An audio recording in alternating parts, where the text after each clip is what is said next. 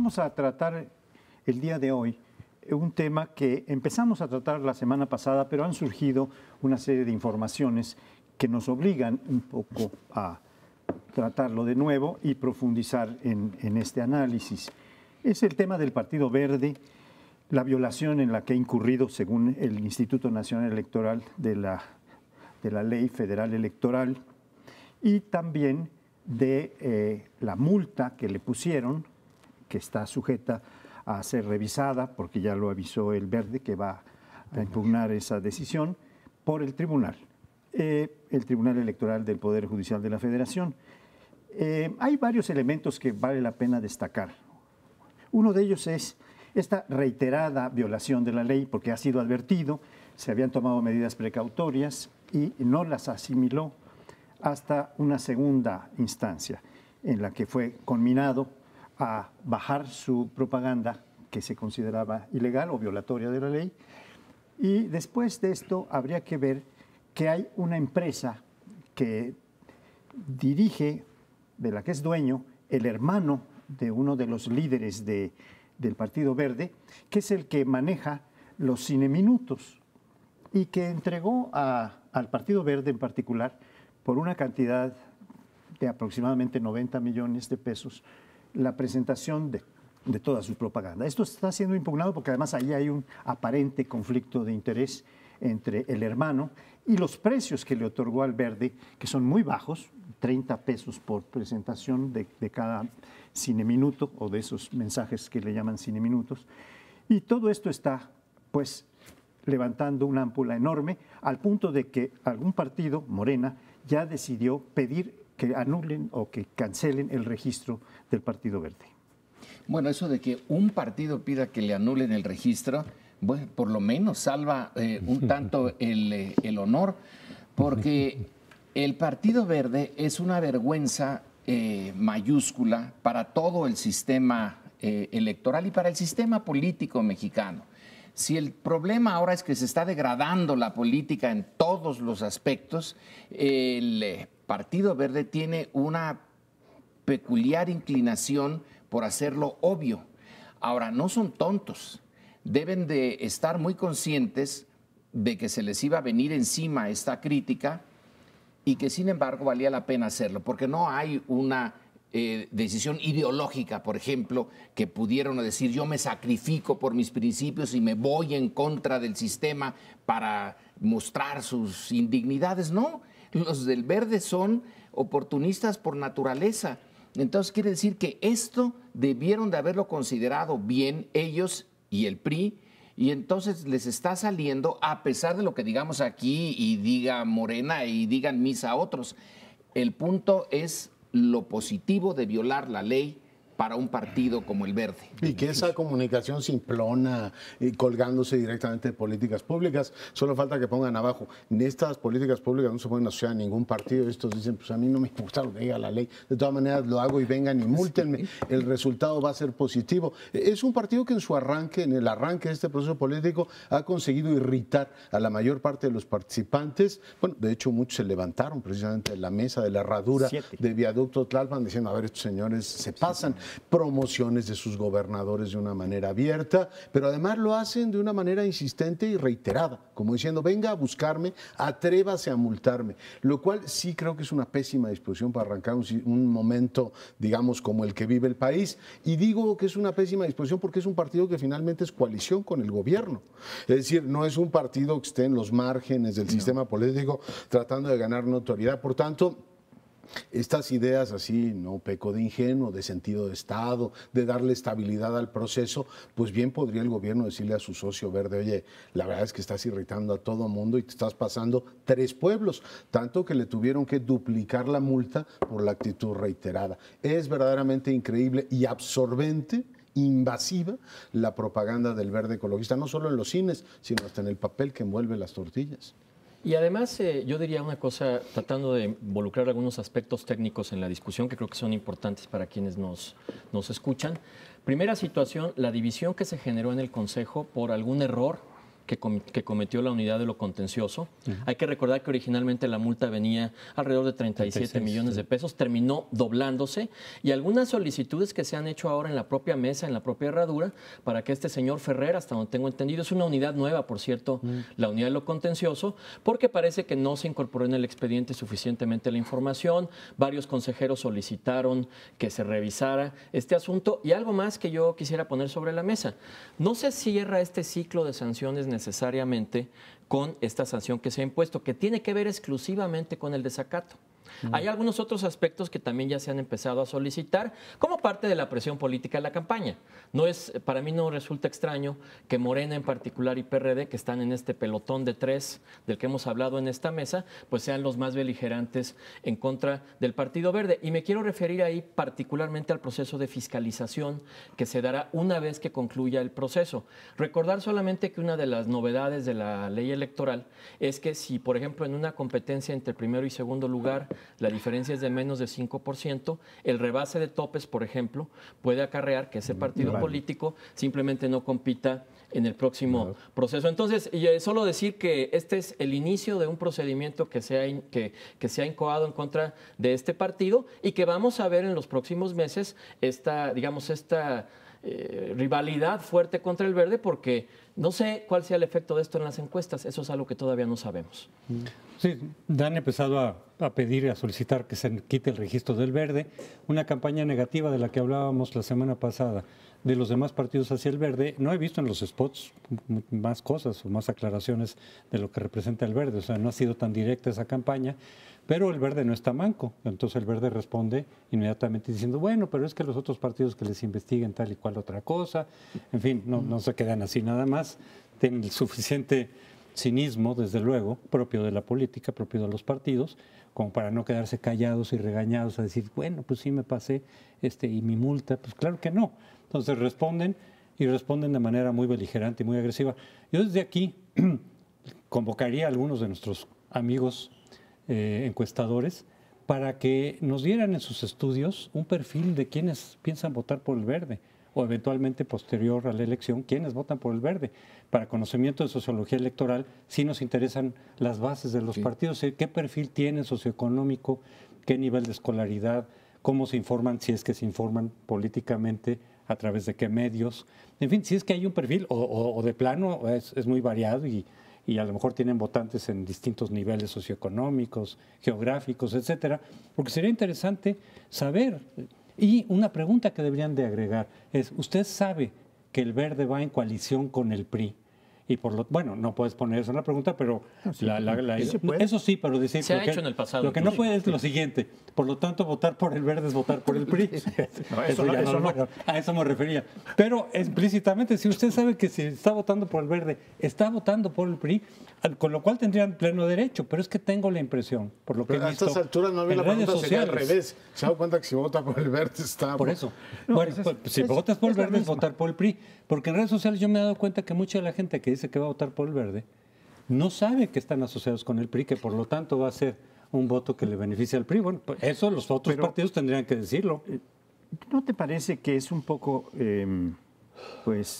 eufemista, por decir algo, hablar de los militantes del Verde, cuál es su perfil? Votantes, más bien votantes. Pero yo diría clientelas, porque con las filas que se han formado de muchos personajes que van a recoger humildemente, aprovechándose de la pobreza enorme, como lo hacen todos los partidos, pero en este caso es muy notorio. En Quintana Roo es escandaloso las filas que se hacen para recoger las despensas, para recoger los lentes. Que eso se los pararon también, ¿verdad? Una medida cautelar nueva. Para decir que las medicinas que todo el mundo paga con sus impuestos, que se entregan en el ISSSTE, etcétera, son cortesía del Verde. Son una cortesía que conquistó el Verde.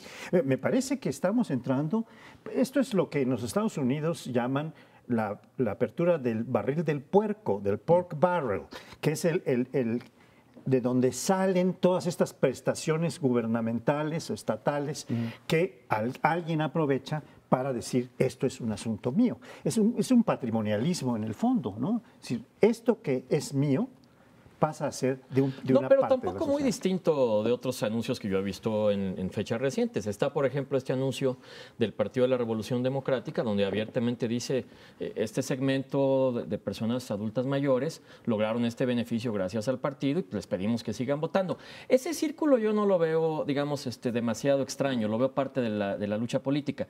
Yo me quisiera referir a algo que dijo José Antonio, porque en su momento el INE ha hecho estos estudios. ¿Por quién vota la gente y cuál es el segmento? Y yo me atrevería a decir, he revisado un poco las últimas 3 encuestas grandes que ha hecho Consulta, la que hizo Parametría y una última de Buendía y Laredo. Realmente el segmento de gente que podría votar por el Partido Verde son particularmente gente joven. Y gente joven que, digamos, este tipo de propaganda pues le resulta atractivo porque hace esta conexión entre lo que se promete y lo que eventualmente se cumple. Y creo que ahí los partidos políticos tienen que hacer esta labor que mencionaba mi tocayo, pues de entrar ya a la campaña.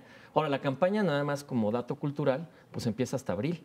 Seguimos en el intercampañas, nada más para dejarlo sobre la mesa. Lo que es intolerable es efectivamente que hagan ese clientelismo. Yo entiendo que a los partidos tradicionales digan, a ver, ¿por qué estos muchachos llegan a hacer lo que hemos hecho nosotros toda la vida? Y eso les irrita.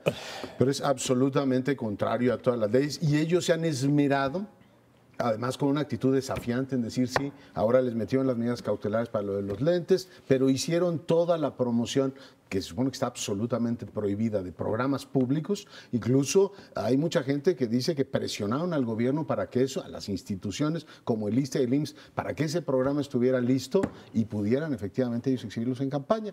Yo creo que también hay que ver, al margen de esta, digamos, actitud arrogante, el nivel de influencia política que ha llegado a tener en el gobierno, en el ánimo del gobierno. Y digamos, proceso de mestizaje que hay entre el PRI y el Verde me llama mucho la atención. Es decir, ya no es un partido solamente que se mueva en el ámbito, digamos, de los asteroides. Bueno, no es mestizaje, es cohabitación. Diré, bueno, mestizaje, de ahí nace un bebé. Digo, en términos de Francia Sería cohabitación. En este caso nacerá un bebé que es el Verde o el PRI reforzado. Pero en suma, lo que veo ciertamente es que es digamos, un crecimiento del poder real del Verde, que ya se maneja como los, digamos, grandes taúres de la política nacional. Y si no es un crecimiento del Verde, si no es un crecimiento del PRI por la puerta de atrás. Es el PRI el que está creciendo porque por la puerta de adelante ya no se puede. Entonces se crece por la puerta trasera y entonces ya no hay que preguntarse mucho. El Verde es el gobierno. Tú lo dijiste, es un partido que está en coalición. Entonces cuando el Verde viola la ley, lo está violando en realidad el partido del gobierno, pero disfrazado. Cuando te preguntas cómo es que el ISSSTE y el seguro decidieron que coincidiera su entrega de medicinas con lo que el Partido Verde, pues no es porque el Partido Verde lo haya podido hacer, es que fue el gobierno el que lo hizo y se lo dio al Partido Verde, porque si finalmente la ganancia va a ser para el conjunto. Pero si hubiera que pagar algún costo, que lo pague el Verde. Pues el costo económico por lo menos, pero por eso mismo, por lo que dices, por lo que dice Leonardo, no es casualidad que en la crisis del INE se hayan levantado los que realmente son la oposición. Exacto. Y se quedaron en la mesa, pues el PRI, que le conviene el crecimiento del Verde, porque redunda en su beneficio al final de cuentas, y el PANAL, que cada vez es más también un satélite del PRI, que surgió como una ruptura del PRI, como muchos otros partidos, pero ya después de lo que ha pasado con el Bester y demás, pues ya se está alineando y está básicamente en la órbita del PRI, entonces pues se queda, porque esas decisiones contra las que se levantaron los demás partidos benefician, digamos, al bloque gobernante, que son esos 3 partidos. Y otra cosa, lo que decía Leonardo sobre la promoción de los gobiernos, hay algo que hay que recordar.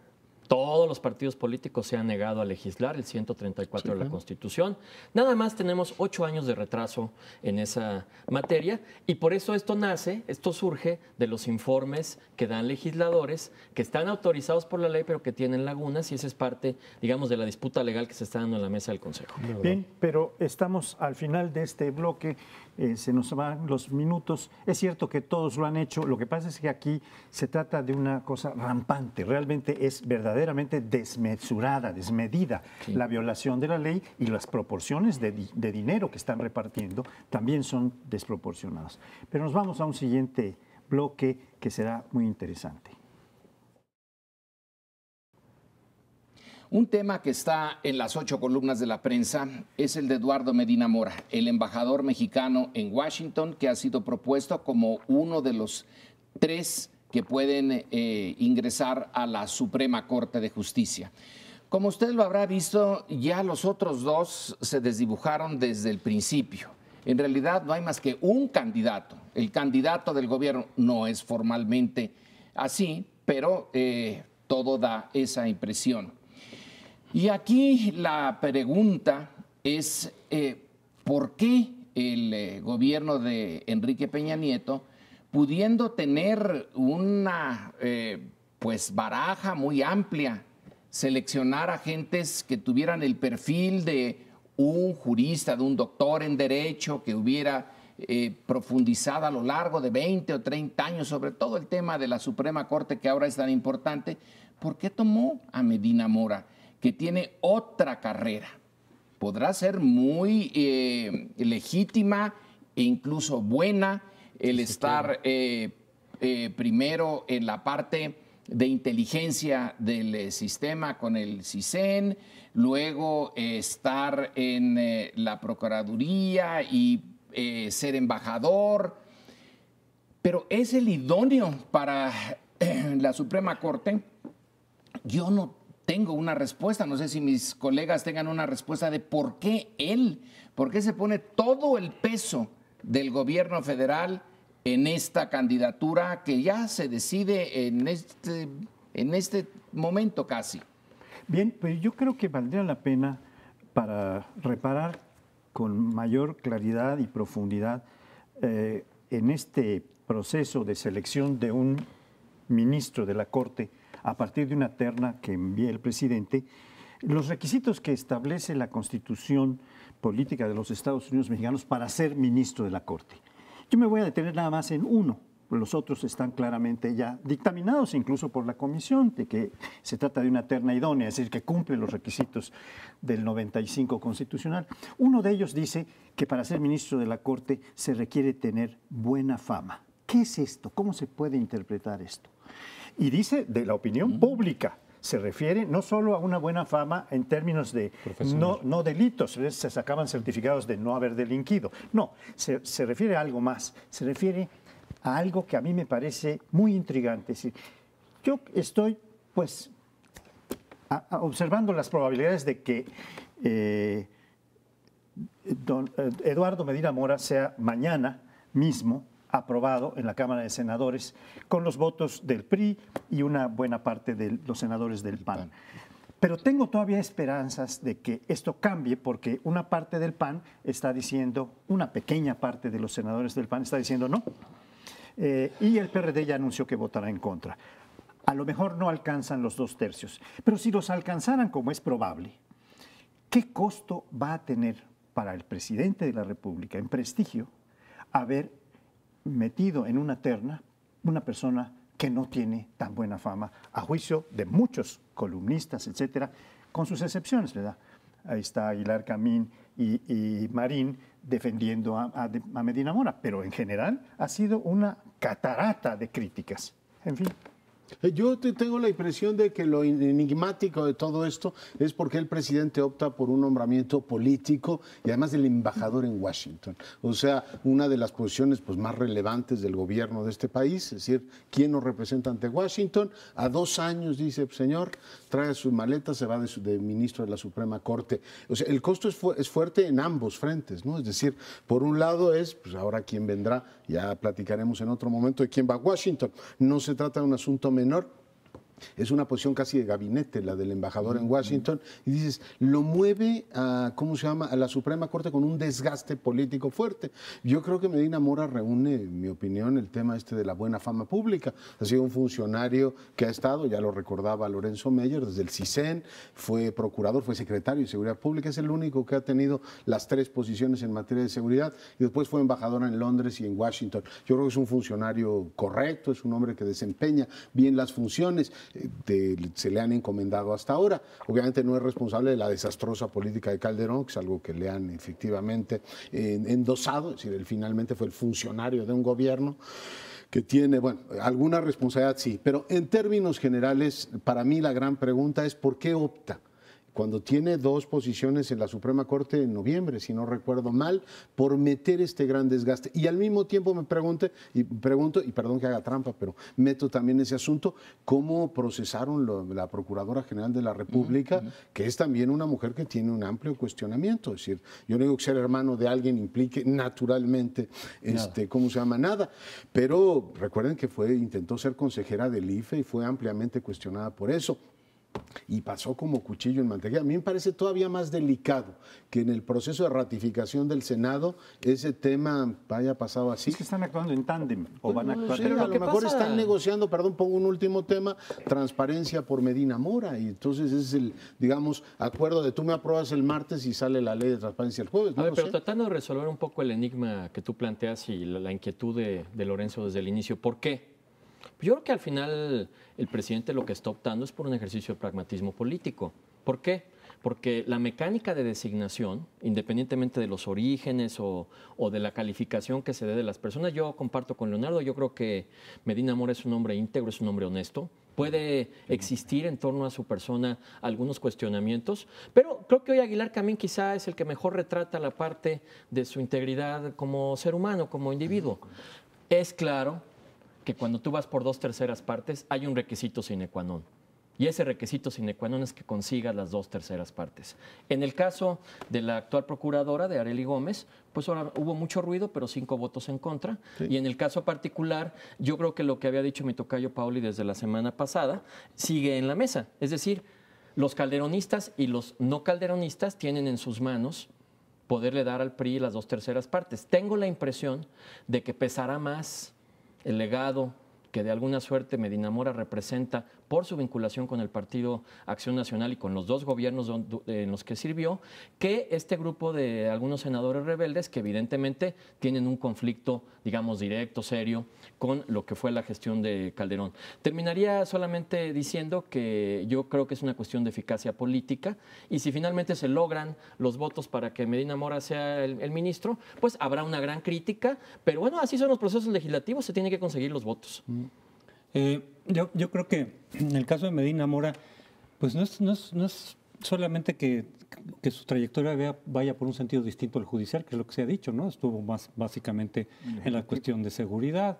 Silva Herzog decía, es como si se nombrara al director de la CIA de pronto como ministro de la Corte, es un cierto contrasentido. Pero incluso en su desempeño... O a Rumsfeld, ¿no? Sí, o a Rumsfeld, en fin. Pero también en su desempeño hay muchas cosas que han sido criticables. Por ejemplo, el Atenco 2, que representó violación a derechos humanos por parte del gobierno del Estado de México, pero también del gobierno federal. Algunos policías del Estado de México fueron procesados por ello. No así en el caso federal, que incluso los policías involucrados en ese operativo fueron felicitados por Medina Mora. Es decir, de pronto le pasó por alto las violaciones que efectivamente se demostraron que había ahí. Entonces mucha gente dice, ¿cómo alguien que de alguna forma avaló o pasó por alto esas violaciones que fueron demostradas en el Atenco 2 va a ser ministro de la Suprema Corte? Y tú decías, el fracaso de Calderón no es atribuible a Medina Mora. Pues yo digo que en una buena parte sí. Es decir, si hay una política decidida por el presidente, pero pones un funcionario para llevarla a cabo y salen mal las cosas, pues el funcionario algo tiene que ver con eso. Tal vez no con la toma de decisión, pero sí con administrar, claro con llevar a cabo. Pero también lo echó, asunto, ¿no? Dejó la Procuraduría.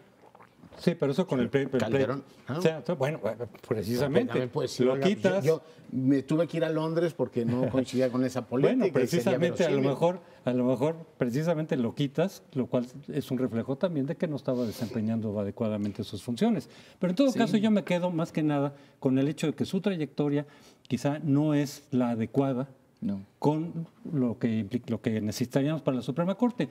Y además de que estuvo, o más allá de que estuvo en los gobiernos del PAN, sí hay una amistad muy cercana con Enrique Peña Nieto, ¿no? Sí hay una cercanía muy clara con el presidente. Hubo esta carta de mucha gente pública en el sentido de que no le gustaba. A Medina Mora se la mandaron a los senadores, pero aquí no solo también un costo político del presidente. Es decir, ¿cuál es el costo político del presidente por haber propuesto a Medina Mora? Es de los legisladores que pasan por alto lo que opinamos nosotros. Podemos mandarles 1000 cartas de 1000 gente o de millones de gentes que a final de cuentas les tiene sin cuidado lo que pensemos nosotros.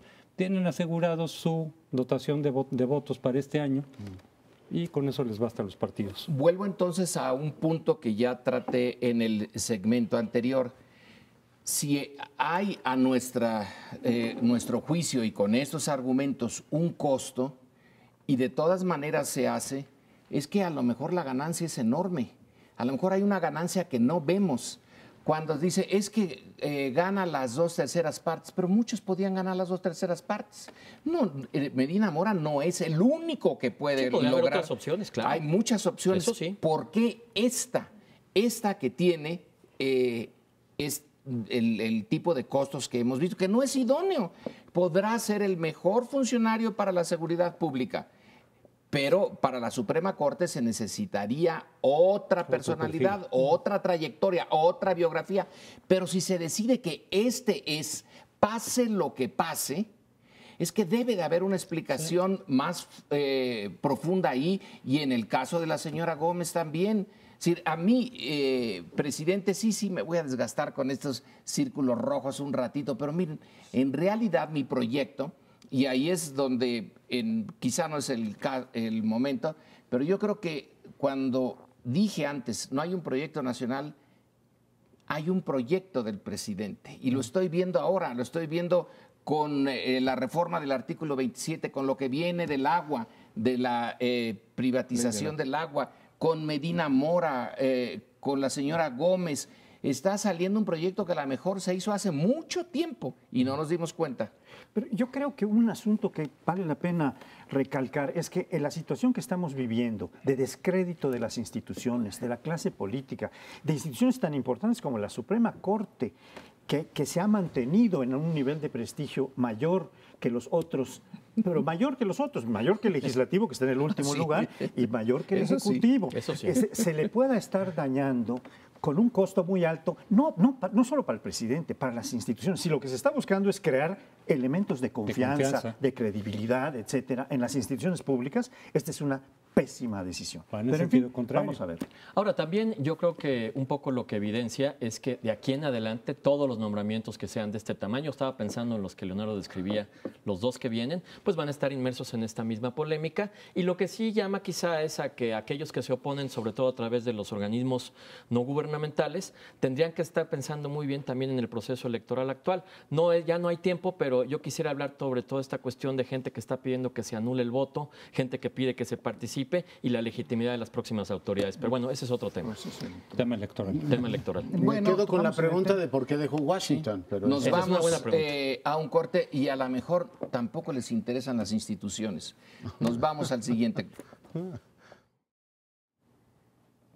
Bueno, y en esta, digamos, palabrería así tremendamente repetitiva de los partidos, hay un elemento, digamos, de color que una encuesta del día de hoy de Parametría refleja, y es que en Nuevo León hay un candidato independiente que ha dado mucho de qué hablar. Obviamente, él ha tenido una vida política, este individuo apoyado el Bronco Independiente, que aparece ahora en segundo lugar, desplazó al Partido Acción Nacional en intención de voto, y así se abre la campaña en Nuevo León. Creo que es interesante ver que los partidos políticos hicieron todo con su brazo legislativo para, digamos, hacer que el camino de los candidatos independientes fuera lo más complicado posible y evitar efectivamente que se presentaran. Ahora veo las razones, ahora queda claro efectivamente en el caso de Nuevo León por qué le tenían pavor a este tema. Pero en todo caso, en este, digamos, universo de una palabrería pueblerina y plumbia de los partidos políticos, este dato de que los candidatos independientes pueden dar color a la campaña, en todo caso, como para decirles, señores, no tienen heredado, no tienen la cláusula de la vida eterna escriturada en ningún lado, se tienen que trabajar las elecciones. En suma, le pone algo de novedad a esta campaña, por lo menos en Nuevo León. ¿Cómo la ven? No solamente en Nuevo León, va a haber varios candidatos independientes en distintos niveles. Creo que no lo suficientes. Por ejemplo, a nivel federal, en los 300 distritos, estarán alrededor de 55 los candidatos independientes. Muchos distritos no van a tener esa opción. Pero una cosa, esta figura de candidato independiente es una novedad. Ya se estrenó en algunos años previos a nivel de alcalde, etcétera, pero a nivel federal y de gobernador es una novedad. En parte porque hace 6 años era una de las solicitudes del movimiento del voto nulo. Otras también, iniciativa ciudadana, consulta popular, pero candidaturas independientes también, que finalmente pasaron en la reforma posterior a esa elección de 2009, aunque luego como todas las otras figuras, les fueron poniendo trabas los partidos para pues, desvirtuarlas. Sin embargo, están los candidatos independientes. Yo pienso que en esta ocasión, de todas maneras, el votar por un candidato independiente, que no debe hacerse en manera automática porque pues, hay que ver quiénes son. Ahí tenemos un mal ejemplo con el alcalde de San Blas. Con el allí. Sí. Que sube faldas. Que se presentó como independiente. El mejor alcalde del mundo. Que ganó, la gente lo quiere, en fin, pero no es el mejor ejemplo, digamos. Sin embargo, la gente puede también expresar su protesta a los partidos convencionales a través de un candidato independiente, porque eso se interpreta en automático como una forma también de rechazo, como una forma de protesta, de presión hacia los partidos políticos. Es una alternativa que tenemos en esta elección y no teníamos antes. Ahora, va a ser interesante en el caso particular del Bronco revisar bien el pastel que se presenta el día de hoy en la encuesta de parametría. Si ustedes se dan cuenta, el PRI aparece con 40, el Bronco se acerca a 12, 15 puntos. El PAN se va a tercer lugar, pero el caso del Bronco es interesante porque él es un ex militante distinguido del PRI, y el caso de Elizondo, que va por el Movimiento Ciudadano, es un ex militante distinguido del PAN. Entonces, el voto por uno de estos, entre comillas, independientes, que son exmilitantes y exfuncionarios de partidos políticos grandes, tendrá un sentido estratégico porque puede hacer ganar o puede hacer perder dependiendo de hacia dónde va esa bolsa de votos. Sí. Claro, porque en este momento, por ejemplo, para el PAN es una pésima noticia que el Bronco se ubique en segundo lugar. ¿Por qué? Porque un porcentaje de votantes que, digamos, naturalmente hubieran sido opositores a la gestión de Rodrigo Medina, se suman a esta bolsa de votos independientes, y también va a ser muy atractivo si Elizondo, que ya fue gobernador, que como sea tienen ya redes, es decir, no es esta visión romántica del candidato independiente que salió de una ONG, no. Estamos hablando de políticos profesionales, sí, claro, que simplemente dijeron, estos partidos ya no nos ofrecen. Fue alcalde, ¿no? Fue alcalde. Por cierto, Leonardo, hay que recordar que él tuvo un atentado que virtualmente casi le cuesta la vida. Su camioneta fue atacada de una manera brutal, y es un hombre muy carismático. Por eso yo sí creo que en estas campañas yo diría que tan desabridas, el hecho de que un candidato independiente se ubique, pues yo agradezco que lo traigan a la mesa porque sí incorpora elementos que no habíamos visto en el pasado. Es difícil que llegue al poder, pero tiene una ventaja sobre un candidato independiente, realmente independiente. Alguien que nunca hubiera sido político y que, hastiado de la podredumbre de la vida en su distrito, en su municipio, en su estado, se lanza. Porque en el caso de que llegara a ganar, estaría bastante solo. No tiene el mínimo aparato para hacerle frente justamente a una situación que para que gane un independiente, porque está eso descompuesto hasta el tope. Pero si ganara uno de estos, sí tendría el aparato.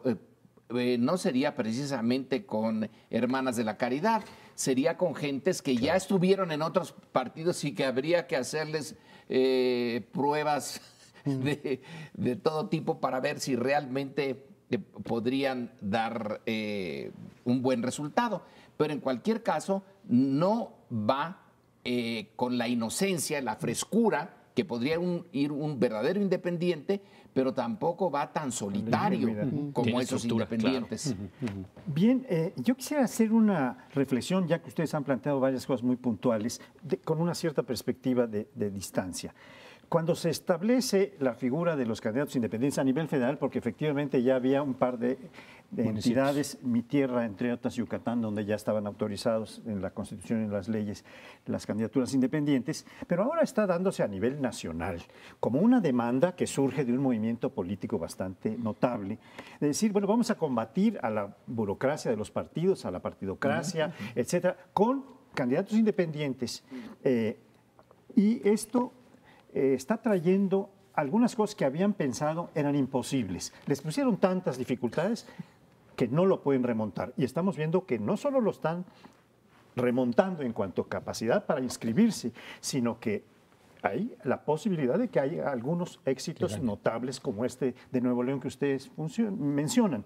Pero también de una sexta parte de los candidatos de mayoría relativa, es decir, 55 son más de una sexta parte de los candidatos de los distritos. Bueno, pues ese para mí es un fenómeno, porque eso ya nacionaliza el proceso de lo independiente y crea expectativas y decirle a la gente, a la ciudadanía, bueno, si usted no está de acuerdo con ningún partido, etcétera, bueno, haga su candidato independiente, haga su roncha y logre una candidatura independiente como estos lo han logrado y abrir una puerta que es una expectativa.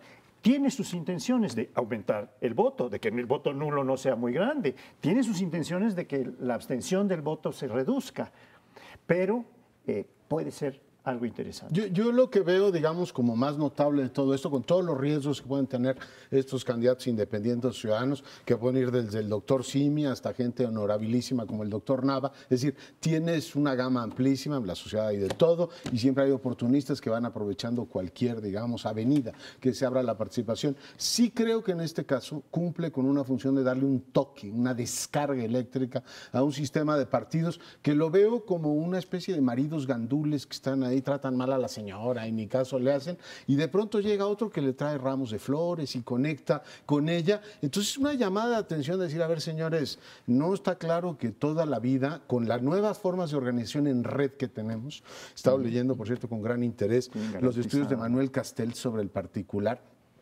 cómo la nueva tecnología te va dando. Él estudia más movimientos sociales, pero también movimientos políticos. O sea, cómo te va dando esos saltos para que haya de pronto una alternativa política viable. Decir, a ver, señores, las formas de organización que son las que ustedes dominan, corporativas y tradicionales, ahora compiten con estas formas que a partir del descontento, es decir, estoy hasta la coronilla de que estos señores lo único que hacen es cobrarme impuestos y pedirme votos. Si llega otro y me canta la serenata de otra manera, pues igual le hago ojitos, ¿no? Es decir, esa señala un sistema de partidos es una señal que ya estaba docenado, yo creo que es muy positivo. Es una señal de apertura también y algo importante que mencionabas tú, Leonardo. Yo escuchaba el otro día una entrevista que le hacían a este señor Bronco y él fundamentalmente ha trabajado a través de las redes sociales. Es decir, es un candidato muy de Facebook, es un candidato muy de Twitter, no está trabajando de la manera tradicional en que trabajan los partidos grandes, que es, pues lo conocemos todos, ¿no? A través del seccional, de los comités estatales, municipales. Aquí hay una fórmula nueva. Lo que va a ser interesante es ver si el gas le alcanza, porque hay algo que no hemos señalado. No son iguales los tiempos en radio y televisión que tiene un partido político, por ejemplo. No es lo mismo el refinanciamiento que recibe eventualmente un partido político. Los candidatos independientes sí reciben algo testimonial. Pero no para precampaña, por ejemplo. Así es, para precampaña no. Entonces, digamos que tiene mucho mérito que alguien, independientemente de su origen, pueda estar ya compitiendo. Creo que eso es algo que puede ser positivo. Yo sigo teniendo algunas reservas nada más, porque así como está el Bronco que está haciendo su esfuerzo, pues está Lagrimita y está también el señor Layín, el que levanta las faldas. Es decir, puede haber de todo como en botica, pero es una posibilidad. Bueno, en los partidos a veces hay cosas peores, ¿no? Pero por lo mismo, por lo que señalas, yo creo que la forma de protestar a través de un independiente exige mayor esfuerzo y mayor tiempo de parte de los ciudadanos, si es que se hace responsablemente. Es decir, habría tres formas legales, digamos, de protestar contra los partidos. La abstención, pero que esa no se nota porque pueden ser muchas las razones de la abstención y el nivel de abstención no creo que pase de más allá de lo que ha ocurrido hace 6 años o hace 12 años, que sería sobre el 60%. Entonces no se notaría como una forma de descontento actual. El voto nulo, que implica el esfuerzo de ir a la casilla y de anular el voto, que no es un gran esfuerzo, pero implica mayor esfuerzo que la abstención.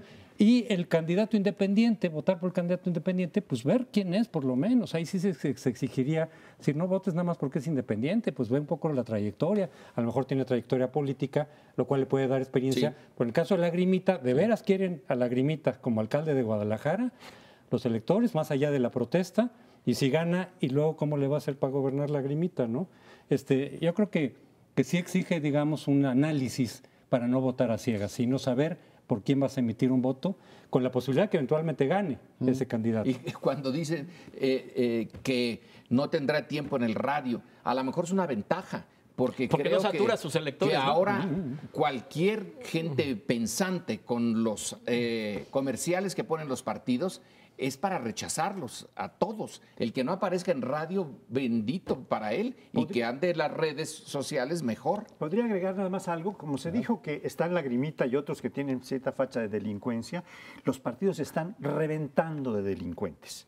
Sí. En todos los partidos, de todos los colores, los moches, es algo impresionante la delincuencia. Lo que pasa es que lo hacen con fuero. pero Bueno, son presuntos. De Lagrimita no suponíamos que se hubiera vinculado con la delincuencia, sino falta de experiencia política, ¿no? Así es. Bueno, pues ahí tiene usted el caso de Lagrimita, de Lagrimota y del Bronco. En todo caso, le da un poco de color a este arranque de campañas en todas esas entidades que le quieran gobernador. Hacemos una breve pausa, estamos de regreso en un instante. No nos vaya a demandar. Bueno, y otro tema de polémica y de descontento de muchos ciudadanos son los plurinominales, que sabemos que en el caso de México va por listas de partidos, los partidos son los que deciden quiénes van y en qué orden, de tal manera que tienen asegurados prácticamente un pase automático estos diputados, depende de la votación que consiga cada partido. Pero obviamente ahí aprovechan para meter pues a mucha gente que yo le llamo impresentables, hay de todo desde luego. De pronto hay muchos de los líderes partidistas con mucha experiencia que se aseguran un lugar ahí en esa lista para no competir en un distrito, pero luego vienen compadres, novias, hijos, ¿no? Líderes corporativos, artistas que igual y no tienen mucha experiencia política tampoco, cómicos que tampoco tienen experiencia política o legislativa, pero pueden ser muy populares. Y entonces hay mucha gente que dice, quitemos a los plurinominales. Yo digo que los plurinominales juegan un papel si queremos un sistema multipartidista.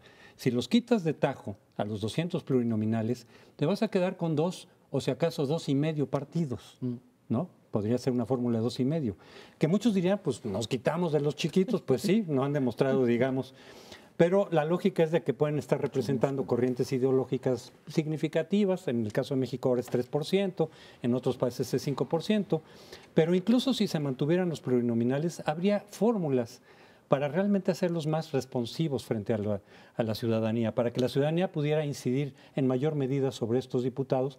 Por ejemplo, en las listas abiertas, donde no solamente votas por partido, sino votas por cuál de los candidatos en la plurinominal quieres tú. En muchos otros países, es decir, en Europa. Tú dices, no solamente quiero este partido, sino este candidato, y entonces son los electores los que deciden el orden de los candidatos.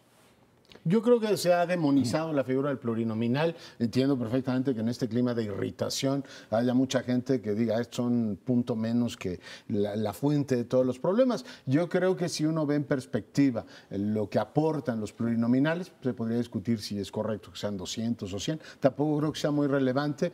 Tiene mucho más beneficios para, pues, por lo menos compensar el efecto de dos partidos dominantes. Y no me voy, o sí me voy un poco lejos. El debate que tienen ahora en Gran Bretaña, donde tiene, según las encuestas, 4 partidos, o sea, se está abriendo el sistema político tradicional, se está metiendo el UKIP por la izquierda y los verdes están desfondando a los laboristas. Y el tema es, tú puedes tener una paradoja en la cual tienes 4 partidos con 20 y tantos % de intención de votos, entre 20 tantos y 18, y resulta que las grandes maquinarias te ocupan los distritos y puedes tener una representación mínima en el Congreso. Yo creo que hay que revisar ese tema. Entiendo que a la gente le moleste mucho y sea muy impopular la figura del plurinominal, pero cumple una función equilibradora que en otros casos no habría. Yo les decía a los del PRI ahora que hacían campaña, incluso querían hacer una consulta para, digamos, abolir a los plurinominales. En la Ciudad de México no habría diputados del PRI si no hubiera plurinominales. O sea, solo ganan por esa vía. O sea, el efecto compensatorio que tiene para garantizar una cierta pluralidad en el Congreso es mucho mayor que, digamos, el efecto presupuestal que puede tener y por la irritación de la forma en que los partidos manejan las candidaturas. Pero, Crespo, no solamente manejó el PRI así sus candidaturas. No, todos. No. El caso de las distritales también ha sido dedazo. Y en el caso de todos los gobernadores ha sido el primer priista del país dice, usted va a ser el candidato, y así ha sido. Por tanto, ensañarse con los pluris es mucho ensañarse. Yo creo que este ensañamiento con los pluris se justifica o se explica muy claramente en función de esta irritación popular y de estos nombramientos tan grotescos de personajes que claramente no tienen ninguna idea de lo que es la política en términos programáticos, en términos de realización de algunas metas que el país requiere para llevarlas al legislativo, a la ley, etcétera, sino que está perdiéndose en esta irritación la perspectiva compensatoria que tienen los plurinominales. Sin embargo, yo no creo, y perdona que te contradiga o matice mi opinión, de que sea irrelevante lo de si son 100 o son 200. No por el asunto económico, en eso coincidimos. No es que se vaya a ahorrar gran cosa, pero sí se puede cumplir con 100 plurinominales, porque yo he hecho algunos números de cálculos, esta desproporción que habría si solo hubiera de mayoría relativa, donde uno puede ganar el 51% y el otro el 49%, y todos los que votaron por el 49%, llevado al extremo el ejemplo, ¿no? Se quedan sin representación en el Congreso. Entonces, yo creo que esto hay que protegerlo. Pero por otro lado... No objeto en absoluto el argumento. Bueno, pues por otro lado, sí es grotesca la condición de plurinominales de varios partidos, pero es muy grotesca en el PRI, particularmente en el DF. Están llevando a la mamá de Cuauhtémoc Gutiérrez, están llevando a 7 candidatos a las delegaciones que vienen del grupo de Gutiérrez, están llevando a una serie de candidatos a la asamblea, etc. Ahí está entrando un asunto muy Ahora, lo que sucede con los plurinominales, regresando a la parte central del argumento, es que sí son un mecanismo de representación política que fue producto de la transición. Es decir, sí tiene una razón de ser que existan plurinominales. La calidad del trabajo que hacen los plurinominales y los uninominales es lo que creo que está en tela de juicio. Yo reitero siempre esta figura de algunas estadísticas donde diputados y policías políticos y policías están en la parte baja de la acreditación social con un descrédito del 75 y 76%. Eso nos pinta cómo es que ve la gente a este tipo de cargos. Ahora, ya llegando a la parte más pragmática, si ustedes revisan las listas, van a ver que, por ejemplo, el PAN, Gustavo Madero se despachó con la cuchara grande. ¿Cierto? Él se puso en primerísimo lugar, porque pues obviamente estar fuera del presupuesto de la Cámara es vivir en el error. En el caso del PRD, los chuchos, particularmente Zambrano y Acosta Naranjo, se pusieron ahí. Y en el caso del PRI también hay que decir que la dirigencia nacional, tanto César Camacho como Ivonne Ortega, encabezan estas listas. ¿Por qué? Porque, y lo sabe bien mi tocayo Paoli, que fue legislador, las cámaras se mueven virtualmente con una masa crítica, que en muchas ocasiones son 20, 30 legisladores, es lo que llaman las burbujas en los partidos políticos, los que presiden las comisiones, y en muchos de estos casos, pues obviamente regresan políticos que tienen experiencia. Pienso en el caso del PRI, por ejemplo, en Enrique Jackson, que fue presidente del Senado, que fue presidente de la Cámara de Diputados, que es un hombre que tiene prestigio, y en el PRD también, en el PAN hay gente con prestigio. Quizás lo que está en tela de juicio en este momento es que la gente se siente muy lejana de esos representantes, y si bien vota por los partidos, pues no creo que tenga ni siquiera mucho conocimiento de quiénes son sus candidatos uninominales, y en el caso de los pluris, pues sabe que van en una lista que de cualquier manera entran. Yo creo que es un problema más estructural. ¿Y sería posible, José Antonio, tú defiendes a los plurinominales en tu artículo de hoy, es una defensa, digamos, teórica? No de estos en México, pero de la figura. Concepto. ¿Hay alguna diferencia entre las dos grupos de candidatos, o realmente son tan malos el Pinto como el Colorado? Porque hemos discutido aquí, pareciera que en el caso mexicano, no en el caso británico, que tú pusiste, en el caso mexicano, dices que son gentes impresentables. Pones a la mamá de Cuauhtémoc Gutiérrez. La señora heredera de la fortuna de la basura. Pero hay diferencia, es decir, un candidato que vaya por el otro camino, por ir a buscar el voto en su distrito, ¿es realmente distinto? ¿Se ve? ¿Se siente la calidad? Mira, ¿O son iguales? Pueden ser iguales, aceptemos, digamos, que puedan ser iguales en calidad, en trayectoria, pero por lo menos en los distritos la gente decide o no decide por ellos, en cambio los otros van en pase automático. Entonces yo no estoy tan en contra de la figura del plurinominal, por las razones que ya se dieron, sino de la fórmula en México, porque se podría mejorar. Para empezar, podríamos quitar el 8% de sobrerepresentación, si de veras los plurinominales están ahí para equilibrar porcentaje de votos con porcentaje de curules, que esa es un poco la función en todos los países democráticos. Ese 8% ya no tiene ningún sentido. Entonces, el PRI y el Verde, suponiendo que sacan el 42% de la votación, no tendrían por qué llegar a la mayoría absoluta en la Cámara. Pero también una fórmula que tuvimos en México y se abandonó era el de las 2 boletas. Uno para los de distrito de mayoría, donde entonces pueden ser muy malos, pero la gente tiene la capacidad de decidir quién se queda o de qué partido. Para eso contrasta en todo caso con los candidatos de los otros partidos. Y la boleta de plurinominal es separada para que si no te convencen los que hay ahí, tú puedes votar por esa lista de otro partido. O puedes ahí anular también la boleta y decir, yo voté por el candidato de mayoría del partido que me convence o el candidato que me convence. Y de los plurinominales veo a la gente que está ahí. Eso obligaría a los partidos a tener más cuidado, por lo menos en los candidatos. En algunos casos muy pero hay pocos polémicos, incentivos, ¿no? Yo veo pocos incentivos en el propio sistema de partidos para meterle la mano a este tema. Solo para recordar lo que decía Leonardo, cuando se hizo la propuesta de la consulta pública, pues el PRD y el PAN de inmediato dijeron, esto no va en nuestra línea. El PRI lo hizo, yo creo que con algún propósito más electoral que estructural. Y yo no veo incentivos por parte de estos actores para modificar el modelo, por lo menos de aquí al 2018. Quizá después. Yo lo que veo es que la lista de plurinominales de los partidos demuestra que sus mecanismos de corrección interna son bajísimos. O sea, dijeron, no les gusta estos partidos, les vamos a mandar exactamente a los mismos. Y es increíble. Sin Pero bueno, autocrítica, es ¿no? el mensaje que nos están mandando. ¿Eh? Nos tenemos que ir, pero precisamente porque no hay muchos incentivos para que los partidos cambien en ese y en muchos otros temas, creo que nosotros podemos presionar diciéndoles que no estamos de acuerdo con lo que están haciendo los partidos. Sí, eso sí. En fin, se nos termina el tiempo, les agradecemos su atención a este programa y los esperamos el próximo lunes. Buenas noches.